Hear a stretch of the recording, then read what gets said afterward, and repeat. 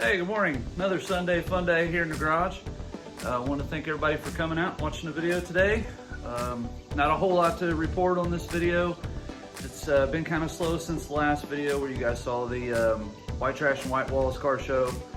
I've had a few welding jobs come up and had to put the Impala on the side burner for a minute and get those taken care of. But I do have some good news that I had some parts come in that I've ordered a while back, so I'll show you guys those today. And I also picked up some new steel so I can do the, if you guys remember the rear C-channel piece on the frame that was bent up. So I got a piece of box tubing for that, and we're gonna get started on that today, removing the old piece and putting the new piece in. And then I just did a small amount of boxing on the frame, just because there's really nothing to film on that one. It's just straight pieces, pretty much, pretty simple to make. But I'll go over that today in preparation for the boxing of the rest of the frame, which we'll be starting now. So I also got some poster boards, so we'll talk about templates today, and yeah, and anything else that comes up through the video. So hang tight, I'll get you flipped around and we'll take a look at some of the parts that I had come in. Okay, so the parts that I had come in were mostly the front suspension bushings. So I'll make a long story short, I upgraded from the stock rubber bushings to polyurethane. So when I bought these, I actually bought them off of eBay.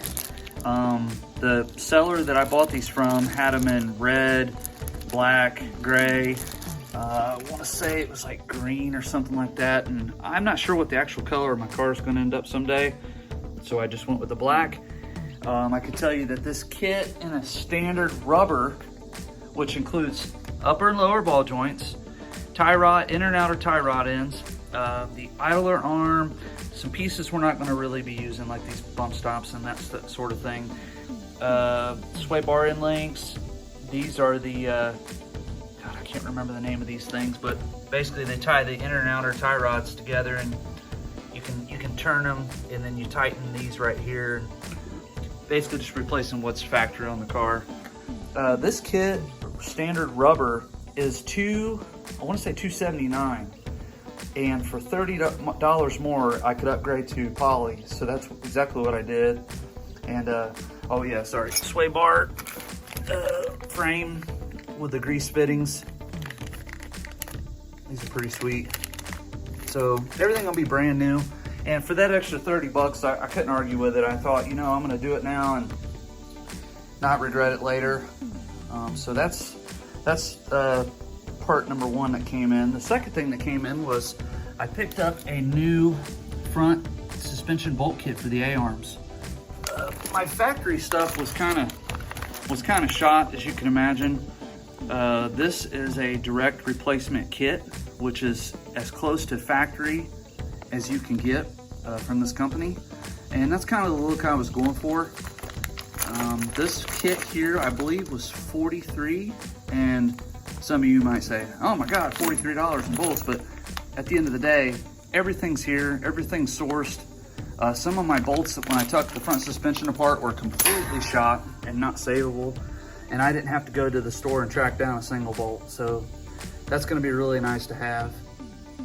From the same company, I purchased the stainless steel gas pedal guard, and I know it looks blue, but that's because it has a plastic coating protecting it so it doesn't get scratched up.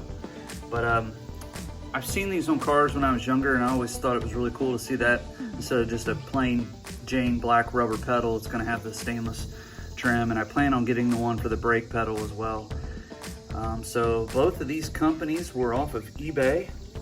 For you guys with Impalas, just search them 58 to 64 bushing kit, and you're going to get, you know, probably close to 24 companies on there that's got these bushings, but you'll see the master kit that I'm talking about. It's polyurethane, and this was through I-5 Chevy on eBay as well. They're out of Tennessee. Super nice people to deal with. Parts were here, well, you know, where I live in Ohio, right up the street, seems like, from Tennessee. So they were here in just a couple days. And if you're wondering about the company in Tennessee with the bushings, this is what comes in the kit. So that, you know, that explained things a little bit better than I did. But great company to deal with. Shipping was very reasonable. So give them a check out on eBay if you're interested in that sort of thing. And this is the receipt from I-5 Chevy, showing the exact price of everything for the suspension control arm bolt kit and the gas pedal kit. Sorry, not kit, but stainless drum piece. So the other thing that I ended up purchasing was the steel for this back brace that we're going to talk about. And then I picked up some miscellaneous steel as well. Ignore those, that's for another job. So these were 1-inch 3/16 strips of steel, perfectly cut. These are going to be for the A-arm extensions. And I mean, we're talking like 35 cents worth of steel that was already cut, and I didn't have to hassle with it. And it's, you know, exactly 1-inch width. So that's what I'm looking for. This is the piece of steel I picked up that I was telling you guys about.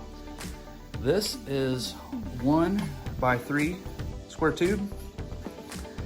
That's going to be replacing this back piece here that we talked about in prior videos.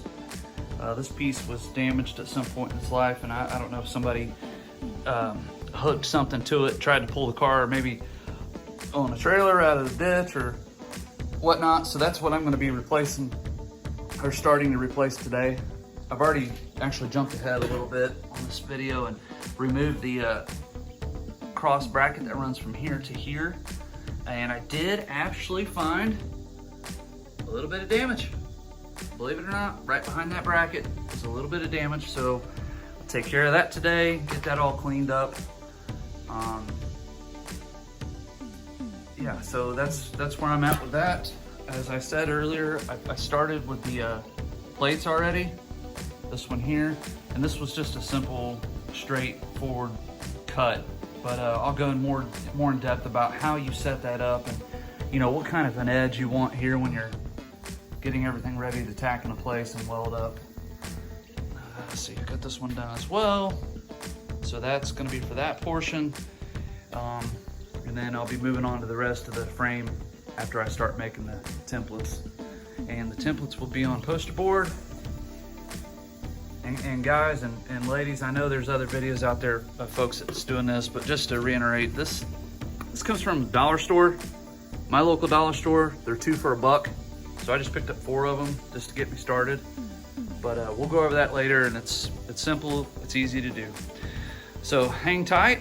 I'll get you guys set back up on tripod, do some time lapse, and try and get this rear C channel out of here and get this box tubing in.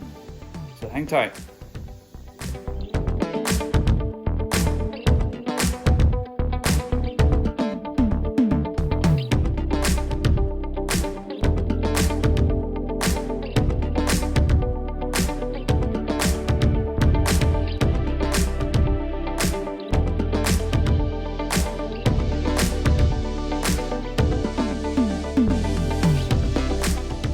Okay, after a quick time lapse, this is what we're left with.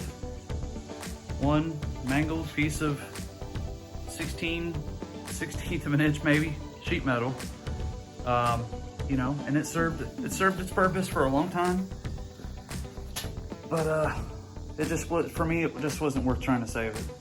And I'm sure, you know, those of you that have been around the lowrider stuff for a long time understand.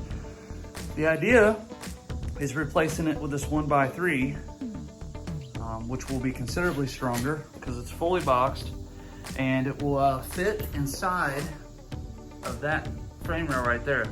Now, I don't know how well it was picked up on the camera when I was cutting the old one off, but it did move ever so slightly. So it's important to take a measurement of anything that's you know, structural or that's holding in place while you're doing your cutting and welding. Luckily for me, I did this actually last time we shot a video on the frame, And so I have that measurement, and it probably only moved maybe 1/8 of an inch, which isn't too big of a deal. But I bought a piece that was 48 inches, and this exact measurement needs to be 47. So I've got plenty to put in there, and so I'm gonna get that cut and fit, and we'll get ready to set up for welding and probably tack that in place and set up a time lapse, so hang tight.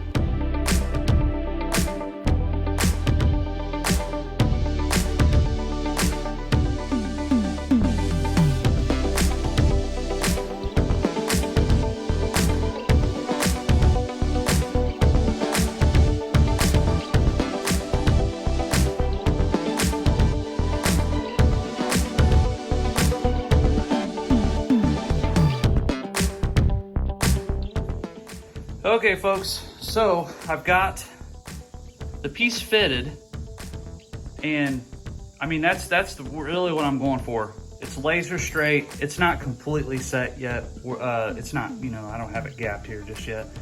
But this is just the idea. I'm trying to show everyone that yes, the factory did use this piece. It did work. Hang on one second, I'll be right back, folks. Sorry about that. Had a phone call come in. So yes, this worked for, you know, 50 some years, and had it been a little bit straighter, I probably, you know, wouldn't have fooled around with taking it out, but it just wasn't worth it. This is what we're after. Guys, ladies, if you're doing this on your car and you go to pick up steel, remember, and I don't know how many of you know this, or, you know, if this is just redundant information at this point, but this is called mill scale. Mill scale is on hot rolled, hot, you know, steel from the mill. It's oil quenched. You can weld over this, but it's highly recommended that you grind the coating off that mill scale to get down to cleaner welding, or to cleaner metal for the welding. This is also not DOM tubing. This is seam tubing. So yeah, it's not DOM, big whoop, but it's gonna work just fine for what I'm doing with it. So that's the idea. It's, other than fitting in a little bit better, it's pretty much ready to weld. And then of course I can continue my boxing plates off of this now solid piece, clear across all this, and not have to worry about dealing with that C-channel and getting the boxing plates inside of there. Something to note, I really haven't talked about this much. The factory welds, I can damn near knock off with a hammer and a chisel or a pry bar. So keep that in mind if you're doing a car like this. Take the time, fix what the factory, you know, fix the factory welds that need some attention, like this thing you guys saw in the time lapse. I only had to make a couple cuts. The rest of it I knocked off literally with a chisel and hammer. So that's where we're at. I'm gonna continue the fit up process and bring you guys back in a bit. Okay, here we are. This is the final outcome of all the setup. Basically just a bar clamp. Anybody can make one of these at home. It's relatively inexpensive. A couple C-clamps. Took some measurements off the frame of holes that I know to be perfectly true and square, and everything comes out true and square, back to where the original C-channel would have been. One side note, I did make a notch on the inside. Sorry, really hard to see there. For the bolts, that's just a generic bolt that I had with my engine stand, and it's not exactly a bumper bolt, although it might work. It's not the proper one, but I wanted to make sure I give plenty of clearance for the bolt and the nut itself and the washer. So this is ready to tack. I probably could fully weld this if I'd like to, but for right now, I'm just gonna do some tacking on it because I have some future mock-up stuff I need to do with the boxing plates. One thing to note is this is the factory curvature of the frame. So that gives me a nice surface to weld upon and connect those two. And should be just as strong, if not stronger, than the factory. So I'll set you up on the time lapse and tack them into place.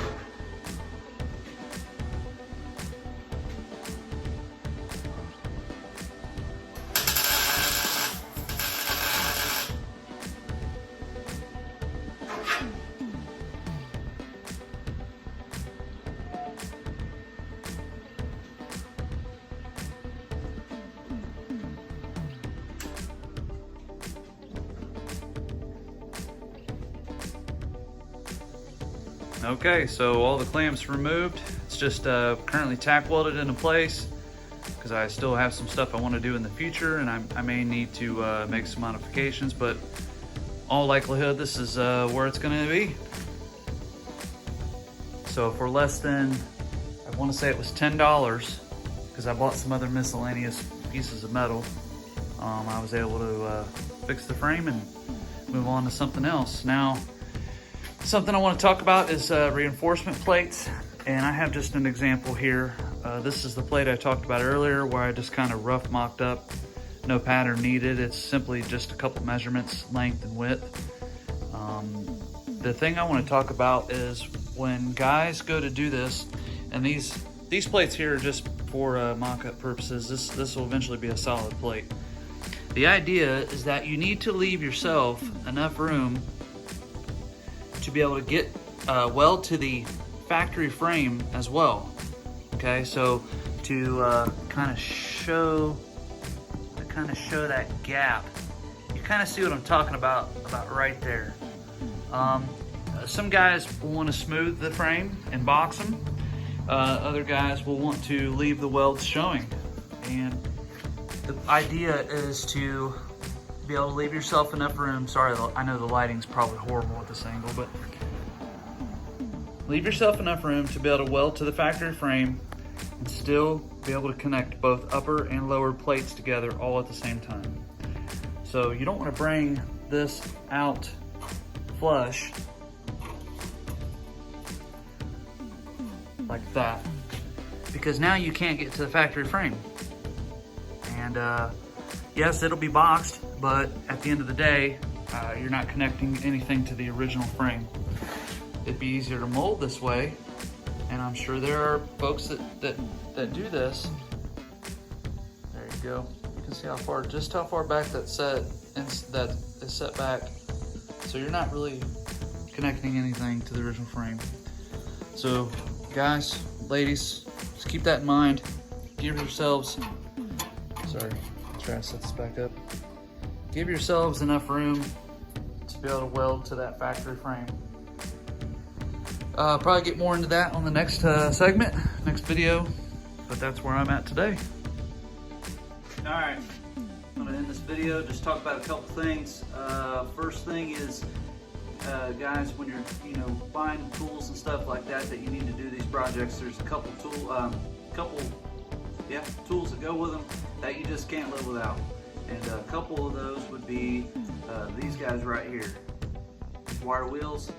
I use this style more than I do this style, but they both come in handy, and they're good for stripping a lot of dirt and grease and surface rust and stuff like that off of whatever it is that you're working on, and metal prep for when it comes time to welding, as well as these guys right here.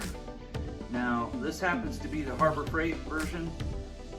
This isn't an endorsement or anything like that. It's just simply saying that these flat discs, those of you that use these would agree with me. This one happens to be 120 grit. I get 36 grit, 60 grit, and 120 grit. These things are a lifesaver. They're not meant for, I would say, heavy grinding, heavy fabrication, metal prep, but it's more for like leveling, blending welds, that sort of thing. And they're worth their weight in gold. And obviously, cutting discs, these also happen to be Harbor Freight. Make sure you get your size for your grinder.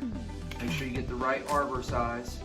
And these, I think these are the 1/16. I'm not really sure. Pretty thin. They make different sizes. Obviously, the thinner the disc, the less metal you have to cut to get your, accomplish your goal.